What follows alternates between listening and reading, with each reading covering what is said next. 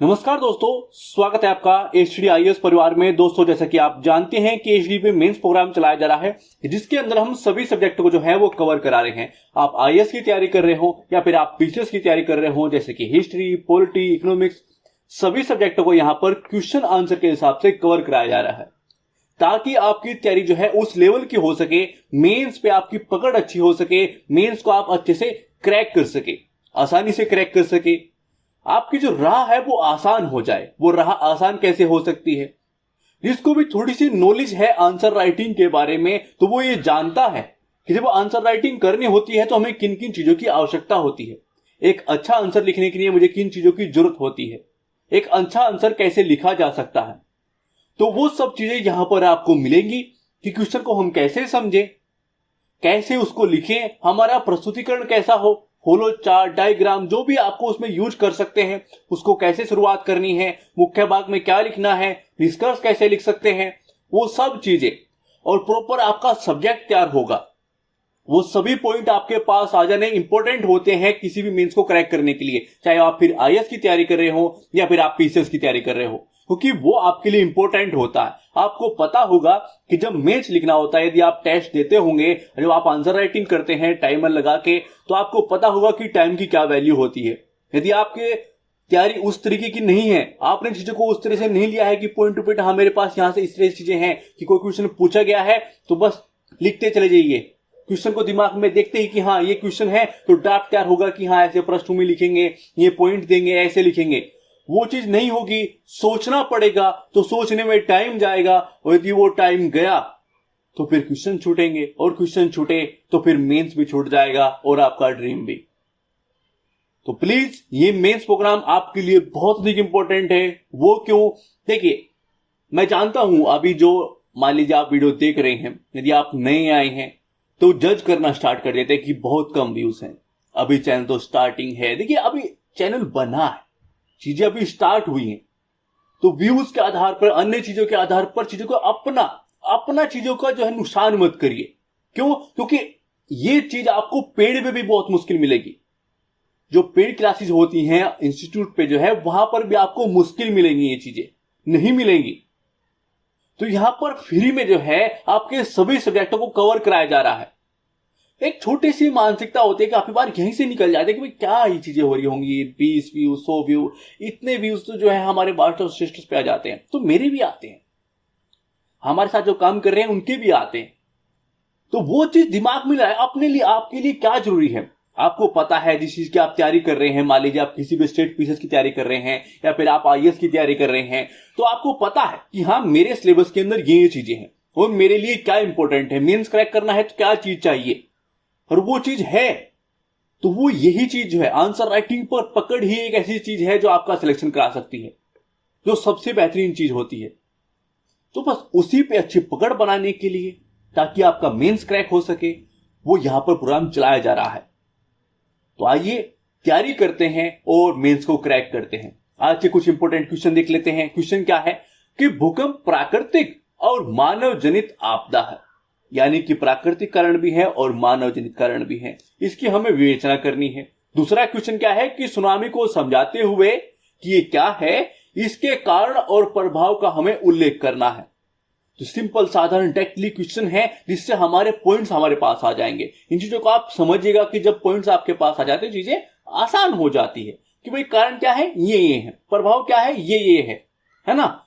जब हम प्राकृतिक कारण की बात करें तो ये प्राकृतिक कारण है और ये मानव जनित कारण है। हमारे पास पॉइंट के रूप में चीजें आ गई, हमारे पास नॉलेज तो होगी, मगर वो होगी कैसे? एक पैराग्राफ की तरह से।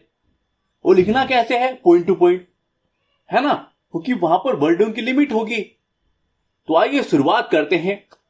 देखिए, पहला क्वेश्चन है कि भूकंप प्राकृतिक और मानव जनित आपदा है, यानी उसके कारण प्राकृतिक भी हैं और मानव भी हैं, यानी कि वो प्राकृतिक कारण से भी आता है और मानव जनित आपदा से। ठीक है, तो इसकी हम विवेचना करती हैं। तो आइए शुरुआत करते हैं।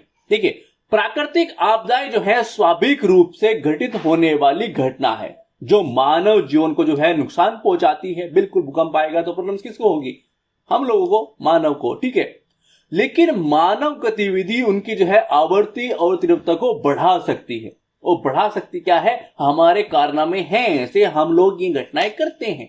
है ना। हम अपनी हरकतों से बाज तो आने वाले हैं नहीं, तो ये चीजें आती रहेंगी, इनकी आवृत्ति बढ़ती रहेगी, है ना। तो विगत 150 वर्षों में जो है मानवीय गतिविधियां भूकंप का कारण बनी हैं, और मानवीय गतिविधियां जो है भूकंपीय गतिविधियों को दीर्घकाल तक प्रभावित करती हैं। हमारी हरकतें हर चीज को दीर्घकाल तक ही प्रभावित करती, तो हम बाज आने वाले हैं नहीं, तो ये चीजें चलती रहेंगी।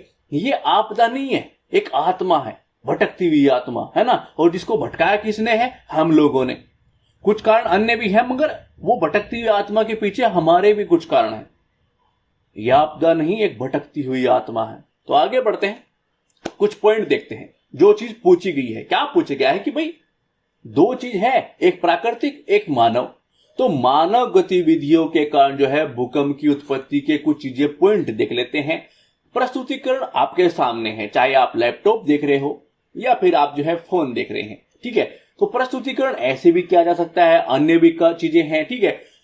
हम बार बार आपको बताते हैं कि यहां पर सारे सब्जेक्ट हजारों क्वेश्चन तैयार होंगे, तो प्रत्येक क्वेश्चन को अन्य अन्य तरीके से चीजें कवर कराया जाएगा, तो आपको पता चल जाएगा कि हाँ भाई ऐसे भी प्रस्तुत कर सकते हैं, ऐसे भी कर सकते हैं। हमारा प्रस्तुतिकरण बस मस्त होना चाहिए, ताकि एग्जामिनर का पढ़ने का मन करे कि हाँ ये जो कॉपी है ना यार, ये जो सामने आई है ये होती है, ये होता है आंसर राइटिंग।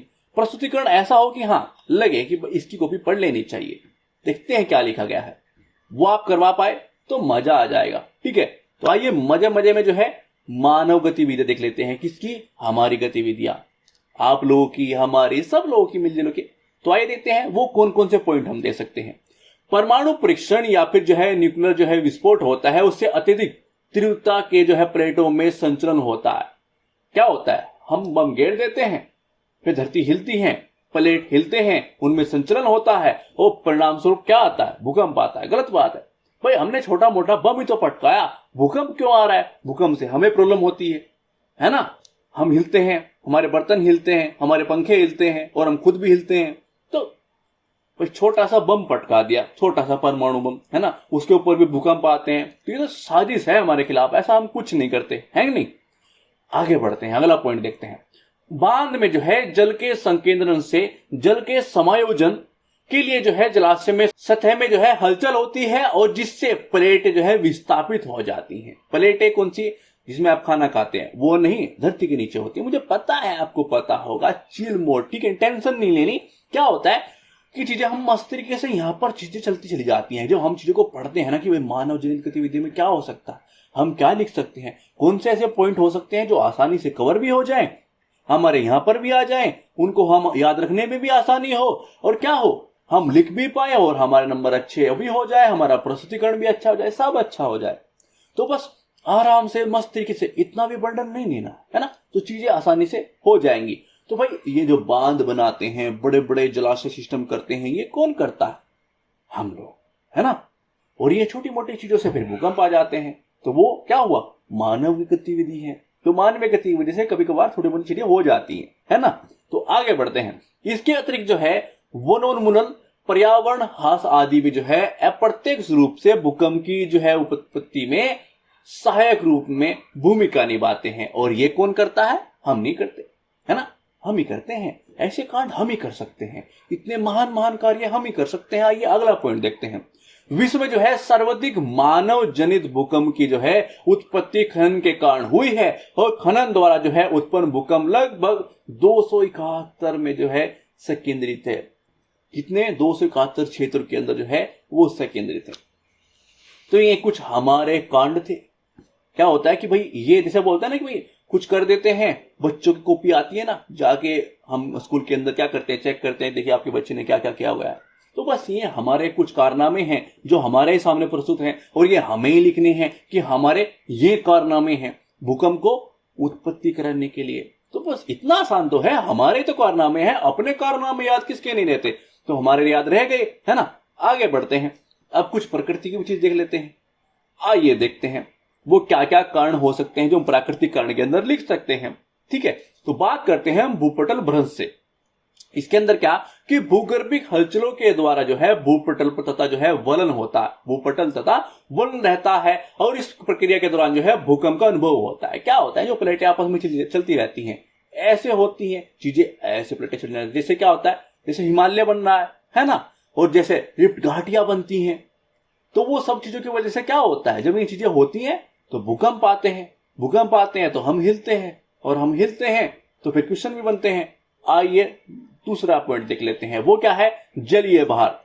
देखिए, धरातलीय भाग पर जो है जल की अपार राशि का भंडार हो जाता है, तो इससे उत्पन्न जो है अत्यधिक भार और दबाव के कारण जो है जल भंडार की तली के नीचे स्थित चट्टानों में जो है हेर फेर होने लगता है। जब परिवर्तन जो है शीघ्रता के साथ होता है तो भूकंप आता है। ये चीजें भाई शीघ्रता कैसे होंगी, तो भूकंप आता है। और यही कांड तो हम भी करते हैं। देखिए, अत्यधिक बांध निर्माण के कारण भी इस तरह के भूकंप उत्पन्न होते हैं। तो प्लीज सुधर जाइए, नहीं सुधरोगे तो भूकंप सुधार देगा।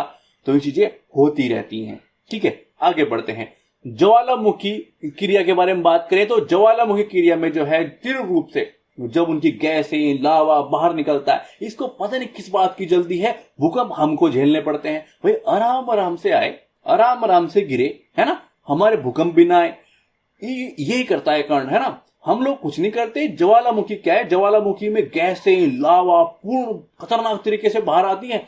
अन्य इंसान आराम से चाय पानी पीता हुआ है तो कोई प्रॉब्लम है नहीं। इनकी गैस, इनके लावा पूरी वेग से आएंगे बाहर और ऐसे गिरेंगे। फिर वो जो वेग है वो क्या करता है, हलचल पैदा करता है, कंपन पैदा करता है, तो धरती प्रॉब्लम्स क्रिएट होने लग जाती है और फिर हम हिलने लगते हैं। कांड किसके, ज्वालामुखी के। बस हमारे तो ऊपर ब्लेम है, ये सारे काम इसके हैं, है ना। भाई आराम से आए, क्यों ज्वालामुखी इस तरह कार्य करता है, इससे पूछताछ होनी चाहिए। और हर टाइम आग भगाता है, भाई हर टाइम ये इंसान आग भगाते हैं। ज्वालामुखी क्या करता है, आग ही आग भगाता है। नहीं तो इंसान नॉर्मली बाकी अन्य काम भी होते हैं वो भी कर लेने चाहिए, है नहीं तो इनको भूकंप भी पैदा करने हैं। आगे बढ़ते हैं, आइए अब निष्कर्ष देख लेते हैं। ठीक है, भूकंप एक प्राकृतिक आपदा और पृथ्वी पर प्रत्येक समय कहीं ना कहीं भूकंप का अनुभव होता है, क्योंकि हमारे कारनामे और कुछ जो है ज्वालामुखी प्राकृतिक चीजें हैं, कुछ प्राकृतिक के कारण, कुछ हम खुद लगे पड़े हैं। हमें भी तो मेहनत करनी है, हिलने में मजा आता है ना। मगर कुछ जगह जो मजा जो है वो चीजें बहुत भयावह कर देता है। तो इतना भी मजा ठीक नहीं है कि अपनी स्थिति हो जाए। आगे बढ़ते हैं। ठीक है, हालांकि मानवीय गतिविधियों ने इस परिघटना को अत्यधिक तीव्र और जटिल बना दिया है। इस तरह के जो है चीजें सामने आती हैं जो भयावह होती हैं। तो हिलना यहां तक ठीक है, जब ज्यादा हिले तो दुर्घटना हो जाती है और वो चीजें ठीक नहीं है। तो हमें सुधरने की जरूरत है, मुश्किल है, सुधरेंगे। आगे बढ़ते हैं अगले क्वेश्चन पर। एक और भटकती हुई आत्मा है, वो क्या है, सुनामी। इसके बारे में हमें जानना है और फिर ये किस कारण से आती है वो जानना है, और प्रभाव वो देखेंगे, तो दोनों का उल्लेख करेंगे। तो आइए शुरुआत करते हैं इस भटकती हुई आत्मा, उसका नाम क्या है, सुनामी। ठीक है, ये भी एक क्या है, आपदा है, प्राकृतिक आपदा है। इसको हम भटकती हुई आत्मा कह सकते हैं, जो कि खुखार है। आगे बढ़ते हैं। वे विशाल ज्वारीय लहरें हैं। ठीक है, इसकी विशाल ज्वारीय लहरें होती हैं जो महासागर की गहराई से शुरू होती हैं किसी न किसी कारण से, उसके बारे में बात करेंगे। ठीक है, हिंसक रूप से कहां आती हैं, यानी कि मार काट मिचाने कहां आती है, तटों पर। वहां कौन रहता है, हम लोग, हमारे साथ सब, बस सारे कांड हमारे साथ ही होने हैं, है ना। मतलब हमने इससे क्या बोला, मगर ये आता है हमारे साथ गलत व्यवहार करता है। भटकती हुई आत्मा है ना, तो उल्टे सीधे काम करती है। ठीक है, तो पानी के भीतर जो है भूकंप, ज्वालामुखी विस्फोट, ये देखते हैं यहां भी ये काम करती है। ठीक है, सुनामी के प्राथमिक कारण है, ये प्राथमिक कारण हो सकते हैं। भाई भूकंप के कारण वहां पर हलचल हुई तो वो चीज जो लहर तरंग धैर्य पैदा होती है और उस वजह से क्या होता है, वो तीव्र हो जाती है। फिर बड़ी बड़ी जो है क्या बनते हैं, ज्वारे, इतनी लहरें बनती हैं और लहरों का जो है समूह फिर चलता है और उसका जो है ऊंचाई बढ़ने लगती है। और फिर क्या आता है, फिर विनाश होता है। आसपास तटों पे जहां पर हम लोग रहते हैं वहां पर क्या होता है, विनाश होता है। तो ये भटकती हुई आत्माएं हमारा विनाश करती हैं। आगे बढ़ते हैं। जहां जो है समुद्र गहरा होता है, उथले पानी तक पहुंचने के बाद जो है 100 फीट तक बढ़ सकते हैं। इतनी ऊंचाई हो सकती है कि चीजें खराब हो सकती हैं, चारों तरफ पानी पानी, चीजें स्थिति बहुत खराब हो सकती हैं। आगे बढ़ते हैं, उत्पत्ति के कारण देख लेते हैं। ठीक है, आइए पॉइंट टू पॉइंट बात करते हैं। ये पॉइंट आपके पास जाते हैं तो चीजें आसान हो जाती हैं। पढ़ा होगा सुनामी के बारे में बहुत सारा, भूकंप के बारे में बहुत सारा, मगर चीजों को ऐसे क्लियर करते चलेंगे, हर सब्जेक्ट को ऐसे, उसके प्रत्येक टॉपिक को ऐसे क्लियर करते चले जाएंगे। भाई हाँ, सुनामी के बारे में बहुत नॉर्मल है, भूकंप के बारे में बहुत नॉर्मल है, मगर एक तो वो आंसर के फ्रेम में हमारे याद हो जाए, वो पॉइंट हमारे पास कैसे लिखना है ये पता चल जाए, और वो सारे पॉइंट हमारे पास आ जाए कि चीजें बहुत आसान हो जाए। तो आसान करते चलेंगे, मस्ती लेते चलेंगे। बात करते हैं, देखिए भूकंप सागरीय और अधस्तल के ऊर्ध्वाधर संचलन में जो है सुनामी उत्पन्न करते हैं। भूकंप तो ये कारण में करते ही हैं, अब भूकंप कौन लेके आता है? सुनामी। ये बंदा ठीक नहीं है। आगे बढ़ते हैं। सुनामी भूस्खलन के मलबे के जल में गिरने या जल की सतह के नीचे जो है भूस्खलन होने और ज्वालामुखी गतिविधि और उल्का पिंड के टकराने के कारण भी जो है उत्पन्न हो सकती है। ठीक है, ये चीजें हो सकती है। ठीक है, इन सभी के पीछे किसका हाथ है? ज्वालामुखी का। वो आग बरसाना बंद करे, आराम आराम से आए तो बाकी दिक्कत नहीं है। रिपोर्ट होनी चाहिए इस इंसान की। ठीक है, मतलब ज्वालामुखी की। आगे बढ़ते हैं। सुनामी सागरीय और अधस्थल के स्तर में जो है एक बड़े और आवेगपूर्ण विस्थापन द्वारा जो है उत्पन्न होता है। ठीक है, आगे बढ़ते हैं। देखिए गंगा और सिंधु नदियों द्वारा जो है विशाल तलछट, भारत के परिप्रेक्ष्य में बात करें क्योंकि हमारा क्वेश्चन है, थोड़ा सा अपना वेट डालना चाहिए, है ना। निक्षेप के कारण जो है बंगाल की खाड़ी और अरब सागर में जो है भूस्खलन से सुनामियों के उत्पन्न होने की संभावना बन सकती है। ठीक है, अब बात किस पे करेंगे? सुनामी के आपदा के प्रभाव, क्योंकि मैं वर्डिंग के लिए, देखिए इस तरह क्वेश्चन पीसीएस के अंदर आते हैं, आईएएस के अंदर हार्ड क्वेश्चन आते हैं, मगर ये पॉइंट्स जो हैं आपके काम आते हैं जब क्वेश्चन इस तरह के क्रिएट होते हैं।